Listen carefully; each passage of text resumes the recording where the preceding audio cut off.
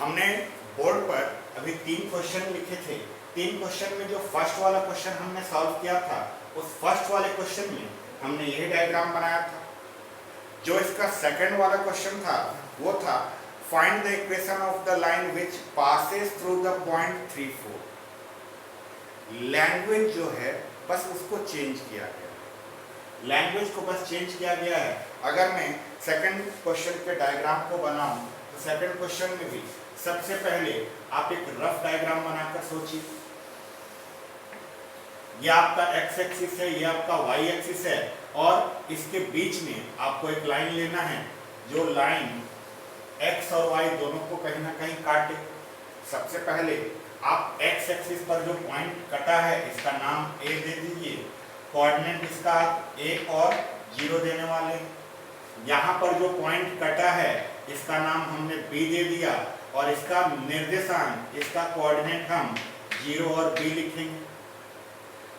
A0 लिखने का मतलब ये है कि ये ओरिजिन, मूल बिंदु से ये वाला जो हिस्सा है ये हमारे लिए A है, और यहाँ से ये वाला जो हिस्सा है ये हमारा B है।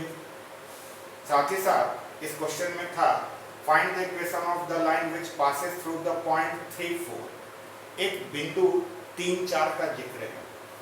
जैसे इस वाले क्वेश्चन में -5, 4 था, वैसे इस क्वेश्चन में हमारा जो पॉइंट है वो 3, 4 है। तो यहाँ पर एक पॉइंट हमारा 3, 4 हो गया। And is such that the portion of it intercepted between the axes is divided by the point in the ratio 2:3। Ratio क्या था? रेशियो हमारा 2:3 है। रेशियो अगर 2:3 है तो सोचिए ये 2 किधर वाला हिस्सा है? 2 जो है एक्स एक्सिस का हिस्सा है। 2 अगर एक्स एक्सिस का हिस्सा है तो एक्स एक्सिस वाला यहाँ पर है, यहाँ से ये पॉइंट वाला हिस्सा जो होगा ये अपने आप में 2 होगा। ये वाला हिस्सा अपने आप में 2 है, और ये वाला जो हिस्सा है ये अपने आप में 3 है। जरा सोचिए, दोनों डायग्राम को आप ध्यान से देखिए, दोनों डायग्राम को आप ध्यान से देखिए। हिंदी में ये क्वेश्चन था उस रेखा का समीकरण ज्ञात कीजिए जो बिंदु 3, 4 से गुजरता है। हमें एक लाइन के बारे में बताया गया है जो पॉइंट 3, 4 से गुजर रहा है, तथा इस बिंदु के द्वारा रेखा के अक्षों के बीच काटे गए। इस बिंदु के द्वारा रेखा के अक्षों के बीच काटे गए। अक्षों के बीच काटे गए कहने का मतलब एक्स एक्सिस से वाई एक्सिस के बीच का ये वाला दूरी, एक्स से वाई के बीच का ये वाला दूरी जो है इस बिंदु के द्वारा 2:3 में विभाजित हो रहा है। 2:3 में एक्स एक्सिस के साइड वाला हिस्सा 2 है और वाई एक्सिस के साइड वाला हिस्सा 3 है। डायग्राम दोनों मिलाकर देखिए, ये जो आपका फर्स्ट क्वेश्चन था ये उसका डायग्राम, ये जो है सेकंड क्वेश्चन का डायग्राम। बनाने का तरीका इसका बिल्कुल वही होगा जो आपने इस क्वेश्चन में फॉलो किया था। इस क्वेश्चन को आपने जिस तरह से बनाया है सेम उसी तरह से आप इसको भी बनाइए। बात हम करते हैं थर्ड क्वेश्चन की। थर्ड क्वेश्चन में था find the equation of the line which passes through point P 1, -7। Third question में एक पॉइंट का नाम दिया हुआ है, पॉइंट का नाम P दिया हुआ है और उसका कोऑर्डिनेट दिया हुआ है 1, -7। यानी ये वाला जो पॉइंट है थर्ड का अगर मैं डायग्राम बनाऊं,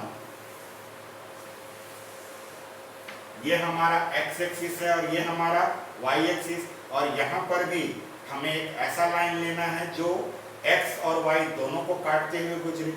मान लीजिए लाइन आपका ये है। थर्ड क्वेश्चन में ध्यान से देखिएगा, find the equation of the line which passes through point P 1, -7।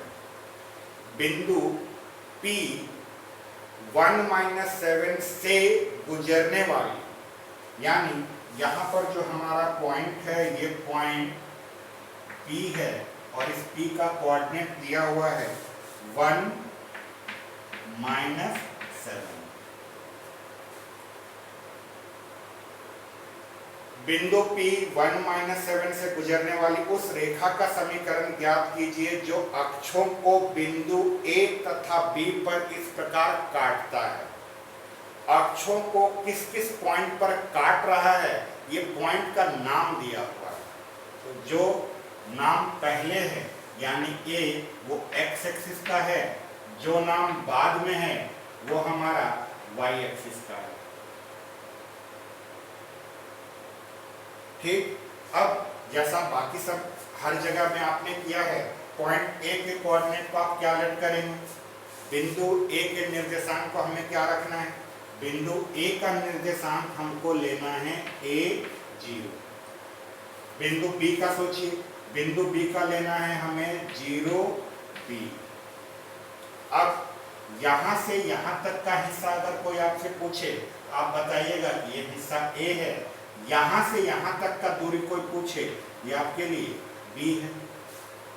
अब सवाल उठता है, आप पूछेंगे कि बाकी दोनों क्वेश्चन में एक रेशियो दिया हुआ था, लेकिन यहां पर इस क्वेश्चन में रेशियो नहीं दिया हुआ है। रेशियो जो है, जो गिवन कंडीशन है, हम उससे निकालेंगे। कैसे निकालते हैं रेशियो, जरा देखिए।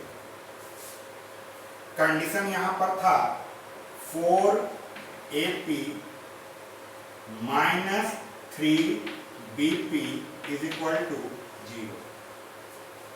बाकी क्वेश्चन बनाते समय सारा का सारा हिस्सा जो है वैसे ही बनेगा जैसा फर्स्ट क्वेश्चन में बना था, बस इस दिए हुए कंडीशन से हम इसका रेशियो निकालने वाले हैं।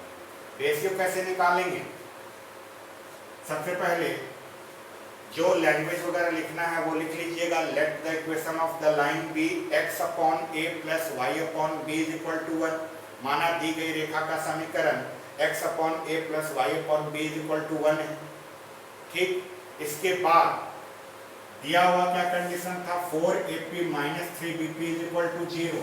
यहां से आप इसको उधर शिफ्ट कर दीजिए, तो आपका 4AP is equal to 3BP आएगा। BP को आप इधर लेकर आ जाइए और इस 4 को उधर भेज दीजिए। ध्यान से देखिए, इस 4 का AP के साथ मल्टीप्लिकेशन है, तो ये 4 जब उधर जाएगा तो डिवाइड में चला जाएगा, और ये BP का 3 के साथ मल्टीप्लिकेशन है, तो BP जब इधर आएगा तो वो इधर डिवाइड में आ जाएगा। यानी ये जो है आपको कुछ इस तरह से दिखेगा, AP/BP इज इक्वल टू 3/4। अब इसका मतलब ये है कि A से लेकर P तक का जो हिस्सा है वो 3 पार्ट का है, और B से लेकर P तक का हिस्सा है वो 4 पार्ट का है। ध्यान से डायग्राम में देखिए, आपका पॉइंट A यहाँ पर है, पॉइंट P आपका यहाँ पर है। A से लेकर P तक का हिस्सा 3 यूनिट का है, तो ये हमारा 3 है, और B से लेकर P तक का हिस्सा 4 यूनिट का है। B हमारा यहाँ है, B हमारा यहाँ है, तो ये है हमारा 4। अब अपने तीनों डायग्राम को आप ध्यान से देखिए, ये डायग्राम, ये डायग्राम और ये डायग्राम, तीनों डायग्राम को ध्यान से देखिए।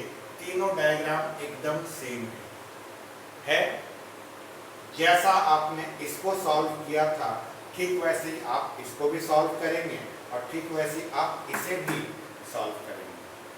हाँ, ये वाला हिस्सा अलग से इस क्वेश्चन को बनाते समय लिखना है, जिससे कि आप इस रेशियो को निकाल सकें। बाकी दोनों क्वेश्चनों में अनुपात रेशियो हमें पहले से दिया हुआ है।